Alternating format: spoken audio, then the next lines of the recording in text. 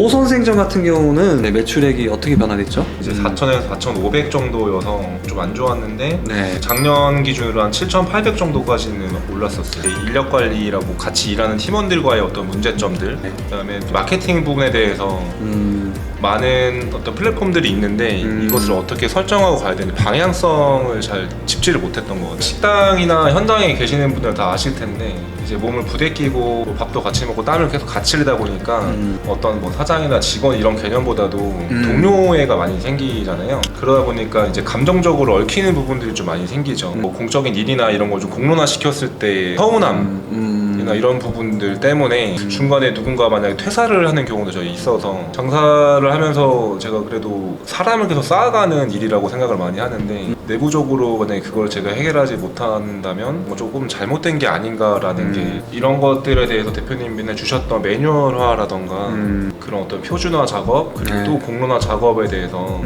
어떤 감정적인 부분이 아니라 이런 게 너무 당연하게 말할 수 있는 장치들을 마련하면 이런 게 좀 많이 덜해진 것 같아요. 음식점 일을 그냥 단순히 와가지고 아침부터 해야 될 것들을 생각해보면 이 덩어리로 너무 많은 것 같은데 매뉴얼화를 시간대별로 하던가 공간대별로 분리시켜 놓으면 순서 작업으로 맞춰 놓으면 하나하나 집중해서 할 수 있는 구간별로 체크를 해놔서 걸렸다 대표님. 이 영상을 시청하시는 분들한테는 네. 그게 또 굉장히 또 큰 힘이 되고 시행착오를 줄일 수 있는 도움이 되는 자료가 될 수 있거든요. 구독자분들의 그런 자료를 제공해 드릴 수 있을까요? 네, 드릴게요. 멤버십 안내사항입니다. 다전포항TV 멤버십 회원이 되시려면 구독 후 옆에 가입 버튼을 눌러주세요. 멤버십 회원은 비공개 영상과 프리미엄 자료, 사업 고민 상담을 받아보실 수 있습니다. 반갑습니다. 다전포항입니다. 오늘은 광장시장에서 장사 잘하는 우리 기버 회원분과 함께 인터뷰를 하고자 합니다. 대표님 자기소개 한번 부탁드릴게요. 안녕하세요. 저는 광장시장에서 전통주점이라고도 부르고 한식주점이라고 부르는 호선생전을 운영하고 있는 이승형입니다. 그동안 나왔던 분들은 각자 지역에서 일반 오프라인 매장을 운영하시는 분이었는데 네. 시장에서 또 장사를 하시는 분은 또 이번이 처음 촬영이기 때문에 우리 구독자분들도 되게 좋은 인사이트와 또 그런 정보나 노하우를 또 얻어갈 수 있는 시간이 아닐까 저도 내심 기대하고 있습니다.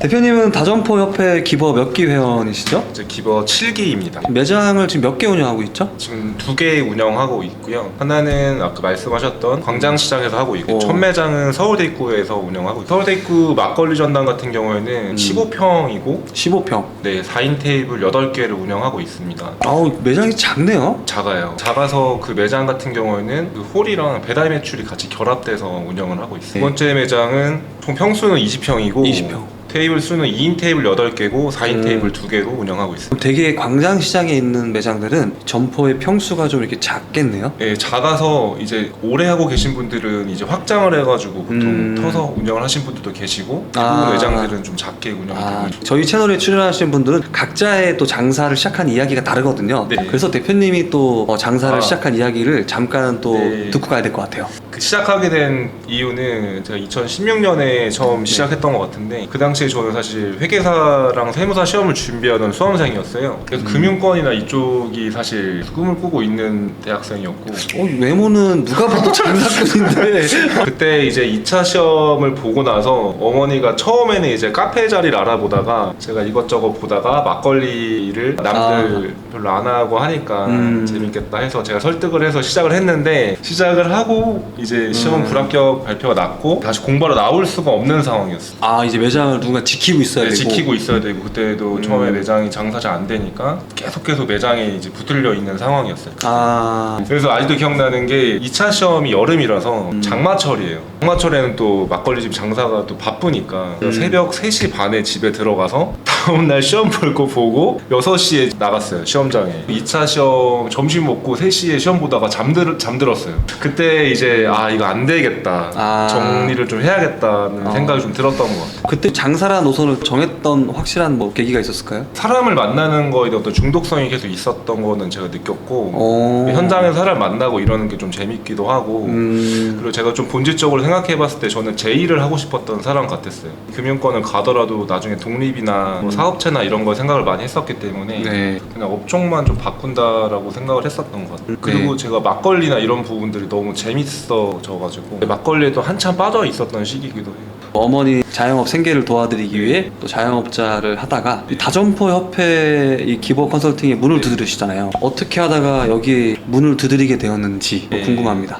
일단 제가 부족하다고 느꼈던 부분은 두 가지였고요. 첫 번째는 이제 인력 관리라고 같이 일하는 팀원들과의 어떤 문제점들, 두 번째는 마케팅 부분에 대해서 어떤 플랫폼들이 있는데 이것을 어떻게 설정하고 가야 되는지 방향성을 잘 짚지를 못했던 것 같아요. 방향성을 잘 짚지 이것도 못했다. 하고 뭐 저것도 하고, 그러니까 너무나 많이 해야 될 것 같은 느낌이, 그 답답함이 굉장히 컸었던 것 같아요. 뭔가 뭐부터 해야 될지 우선순위를 잘 모르겠고 네. 효과적인 측면도 나한테 딱 맞는 뭔가 그런 성과 있는 네. 마케팅은 무엇인가에 네. 대해서 고민이 들었던 거죠. 서울 입구에 첫 매장을 이제 막걸리 전당이라는 걸 대표님이 운영하셨고 이제 어느 정도 자리를 잡으시고 나서 네. 그 다음에 이제 2호점을 계획을 해서 호선생전이라는 브랜드를 기획을 하신 거죠. 네. 근데 이제 왜 동일한 브랜드로 확장할 생각을 안 하고 네. 다른 브랜드를 기획했는지 좀 알 수 있을까요? 운영을 하면서 그 막걸리를 조금 더 재밌게, 조금 더 즐겁게 먹을 수 있는 방법을 많이 생각을 해봤는데, 조금 확장성적인 면에 있어서 광장시장이라는 곳이 사실 제 어릴 때도 입장에서도 보면 조금 상징적인 곳이었어요. 외국 분들도 많이 오시고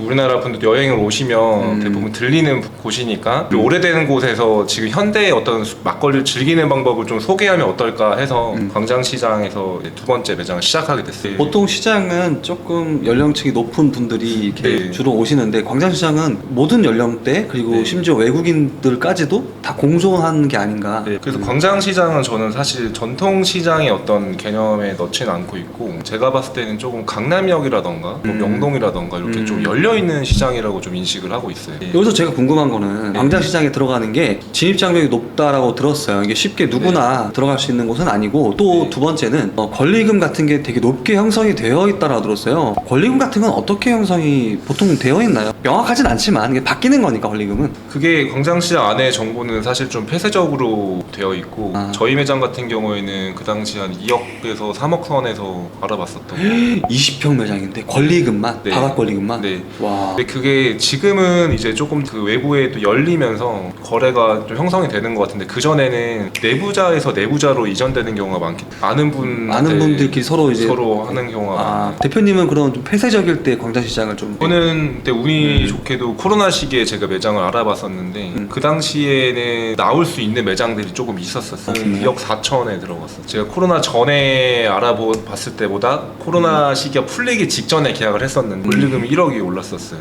그 전에는 이제 1억 4천이었는데 그래도 기존 시가보다는 좀 싸게 들어간. 야, 권리금이 장난이 아니네요 진짜. 지금은 아마 더 올라서 거래되는 걸로 제가 알고 있어요. 네.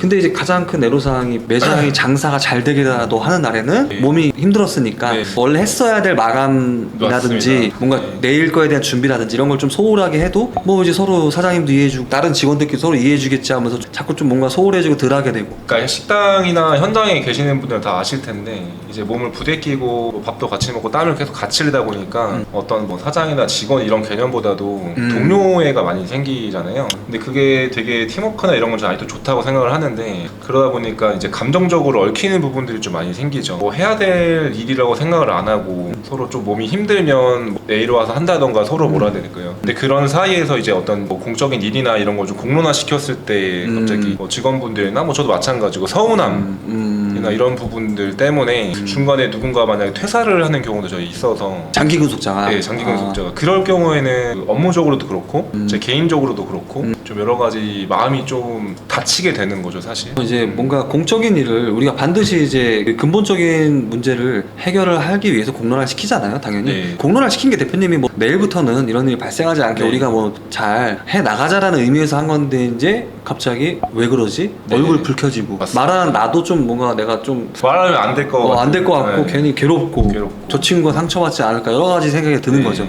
근데 거기다가 장기 근속자가 갑자기 나가버리고 네. 퇴사한다고 하면 매장이 잘 안 안 돌아가잖아요. 들어가고, 그리고 보통 4년을 잘 지내다가도 마지막에 좀 마음이 상해서, 그게 저는 좀 장사를 하면서 사람을 계속 쌓아가는 일이라고 생각을 많이 하는데, 내부적으로 만약에 그걸 제가 해결하지 못한다면 뭐 조금 잘못된 게 아닌가라는 게 제가 대표님한테 가게 되었던 좀 근본적인 이유이기도 해요. 이런 것들에 대해서 대표님 맨날 주셨던 매뉴얼화라던가 그런 어떤 표준화 작업, 그리고 또 공론화 작업에 대해서 또 감정적인 부분이 부분이 아니라 이런 게 너무 당연하게끔 말할 수 있는 장치들을 마련하면 이런 게 좀 많이 덜해진 것 같아요. 다전포항을 만나서 다행입니다. 대표님이 뭐 특별히 뭐 기억에 남는 메뉴? 그 음식적 일을 그냥 단순히 와가지고 아침부터 해야 될 것들을 생각해보면 이 덩어리로 너무 많은 것 같은데 매뉴얼하지만 시간대별로 하던가 공간대별로 분리시켜 놓으면 순서 작업을 맞춰 놓으면 하나하나 집중해서 할 수 있는. 그럼 네. 그게 뭐 체크리스트입니까? 아니면 체크리스트. 공간이라고 하면은 어디 구간이 좀 나눠져 있을까요? 매장에서? 막걸리 전당 같은 경우에는 술 정리하는 곳, 작업 준비대, 앞주방, 뒷주방, 그 사이 냉장고, 재고 관리하는 그 구간별로 체크를 해놔서 한 5, 6구간마다 그 체크리스트가 부착되어져 있는. 네네네. 해야 할 일이 부착되어져 있는. 네. 걸렸다 대표님. 저희 다전포항 TV에 이렇게 인터뷰를 나오시면은 저희 구독자분들을 위해서 네. 매뉴얼을 제공을 해야 합니다. 대표님이 뭐 물론 힘들고 어렵게 만든 대표님만의 노하우가 담긴 매뉴얼이지만 이 영상을 시청하시는 분들한테는 그게 또 굉장히 또 큰 힘이 되고 시행착오를 줄일 수 있는 또 도움이 되는 자료가 될 수 있거든요. 어떻게 대표님 이렇게 구독자분들의 그런 자료를 제공해 드릴 수 있을까요? 네, 드릴게요. 여러분들 제가 이렇게 역할을 잘하고 있습니다. 지금 또 이게 체크리스트라 하더라도 업종별로 또 각자 대표님들이 다 변형해서 사용을 하고 있거든요. 이번에 그 호선생전 이승영 대표님이 매장에서 또 5, 6군데 이게 구간마다 부착해서 체크리스트를 사용하고 있다고 합니다. 그 매뉴얼을 저희가 제공을 할 텐데요. 저희 인터뷰 영상 고정 댓글을 확인해 보시면 매뉴얼을 받을 수 있는 그 안내가 잘 되어 있을 겁니다. 참고하셔서 꼭 매뉴얼을 받아 가시길 바라고요. 중요한 거 우리 호선생전 이승영 대표님에 대한 큰 응원의 댓글도 반드시 부탁드리겠습니다. 인력 관리가 되게 큰 문제였었는데 장기 근속자들하고의 그동안 정이나 어떤 서로 믿음의 관계로 끈끈한 관계로만 이제 매장을 운영하다 보니까 이들 한 명이 퇴사할 때 굉장히 매장에 큰 애로사항이 생기죠. 그래서 대표님이 지금 이런 매뉴얼들을 도입을 했잖아요. 이 매뉴얼 도입을 하면서는 대표님이 좀 어떻게 좀 변화되셨나요? 뭐 서로가 그냥 일이 흩어져 있는 게 아니라 이 일을 좀 오히려 더 좀 같이 가고 있다는 마음을 가질 수 있도록 서로 대화를 좀 더 많이 하게 된 것 같아요. 이 매뉴얼의 도입에 어떤 필요성이나 그런 부분에 대해서 진정성 있게 설명을 해주신 케이스가 아닌가. 저희도 처음에 하면 늘 자기가 하고 있는 일에 대해서 노출이 된다고 보통 생각을 많이 하시고 직원들도 맞아요. 감시하는 것처럼 되는데 그게 종이 한 장이면 그렇게 느끼실 수도 있는 것 같아요, 상호가. 그래서 그 이유에 대해서 좀 서로 얘기를 많이 하려고 하는 편이라서 오히려 저는 더 좋아졌어요. 직원들이 무슨 생각을 하고 있는지, 현재 제가 지금 무슨 생각을 하고 있는지 어떻게든 얘기할 수 있는 것들이 좀 많아진 것 같아요. 좀 좋은 것 같아요. 오히려 매뉴얼을 도입하면서 직원과의 관계도 더 돈독해졌고 각자가 생각하는 매장을 더 잘 운영할 수 있는 방법에 대한 이런 개선 의견들도 많이 냈을 거 아니에요. 그렇죠. 왜냐하면 이게 매뉴얼화라는 게 어쨌든 내용이 적히는 거니까. 그렇죠. 직원분들 얘기를 하더라도 대부분이 사장이 결정을 해야 된다고 보통 생각을 많이 하는데 자기의 의견들이 여기에 다 종이에 다 반영이 되니까 한마디 한마디도 조금 더 생각을 해볼 수 있는 시간이 되지 않나. 그러니까 이게 공론화를 시키는 작업 자체가 너무 직원들 성향도 많이 알 수 있는 것 같고, 때문에 말씀대로 조금 더 진취적이거나 앞으로 나가는 거를 좋아하는 직원이라면 아무래도 의견이 사실 좀 강할 수밖에 없어요. 대신에 좀 백업에서 좀 튼실히 역할을 해주시는 분들은 조심스럽게 제시를 하지만 그분들이 말하는 것도 되게 또 정확한 적이 많단 말이죠. 그럼 서로가 얘기하면서도 성향을 아니까 강점들이 서로가 이제 분배가 되는 거죠. 두 번째, 컨설팅 이후에 변화된 성과를 얘기를 나눠봐야 될 것 같습니다. 일단 호선생전하고 막걸리 전당? 컨설팅 전에 평균 매출액이 어느 정도였고 컨설팅 이후에 매출액이 얼마나 올랐는지. 막걸리 전당 같은 경우에는 계속 5,000에서 5,500 사이를 운영을 하고 있어요. 근데 컨설팅 후에 이제 작년 매출 같은 경우에는 한 7,000 정도로 한 20-30% 정도 올라왔고, 근데 막걸리 전당은 좀 오래되기도 했고 그 변화를 사실 조금 더디게 하고 있는 매장이라서 올해 좀 더 준비를 하고 있어요. 거의 호선생전에 좀 많이 집중을 했었잖아요. 거의 작년에는 거의 95% 정도, 2022년도 준비할 기간에도 하니까 2년 정도는 호선생전에 거의 집착을 했던 것 같습니다. 그 호선생전 같은 경우는 이제 매출액이 어떻게 변화됐죠? 호선생전 같은 경우에는 이제 4,000에서 4,500 정도여서 한 7,800 정도까지는 올랐었어요. 재고 매출은 7,800만 원 정도까지 올랐고